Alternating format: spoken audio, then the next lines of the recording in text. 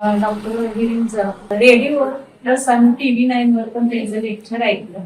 माझ्या मिस्टरांना गेली 25-30 वर्ष डायबेटीस आणि बीपीचा त्रास आहे आणि त्याच्यासाठी तो आम्ही टीव्हीवर ऐकून क्रिएटिन वाढत होतं. म्हणताना क्रिएटिन साठी म्हणून गेलो. ॲलोपॅथीच्या गोळ्या आम्हाला होत्या, शुगर, बीपी, क्रिएटिन. पण क्रिएटिन काही कंट्रोल येत नव्हतं. मग डॉक्टरांशी जाऊन आम्ही भेटलो, हे रेडिओवरचं वगैरे ऐकलं. त्यानंतर डॉक्टरांनी आम्हाला औषधाचे म्हणजे सगळ्या आजारावरती व्यवस्थित सल्ला दिला आणि सांगितलं की आपण 1-1.5 वर्षामध्ये तुमचं कमीत कमी करायला बघून औषध ॲलोपॅथीच्या गोळ्या कमी करू. ॲलोपॅथीच्या गोळ्या त्यांनी बऱ्यापैकी म्हणजे आमच्या सगळ्या 1 वर्षाभरात कमी झाल्या. इकोस्प्रिन होती, बीपीची होती, शुगरची होती, त्या गोळ्या आमच्या कमी झाल्या आणि आता क्रिएटिन देखील थोडंसं कंट्रोल आलेलं आहे.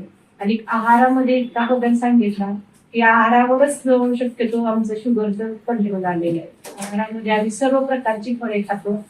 पूर्वी केळ खात नव्हतो. बरीच म्हणजे सांगितलेली की फक्त पेरू आणि असं सफरचंद हेच खायचं होतं. परंतु आता आम्ही पपई खातो, केळी खाते आणि सफरचंद सर्व प्रकारची फळं खातात.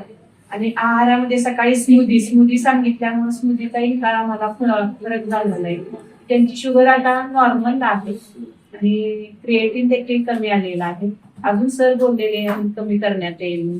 आता जवळजवळ 2 वर्ष झाली आमची औषधं चालू आहेत. ॲलोपॅथी सर्व जवळजवळ औषध बंद आहे. बीपीचा नॉर्मल डोस ठेवलेला आहे फक्त त्यांनी. ते पण डॉक्टर वगैरे दिसत होते, झोप येत नव्हती म्हणून. तब्येत व्यवस्थित आहे आणि शुगर पण कंट्रोल आहे. आम्ही खुश आहोत त्याच्यावर.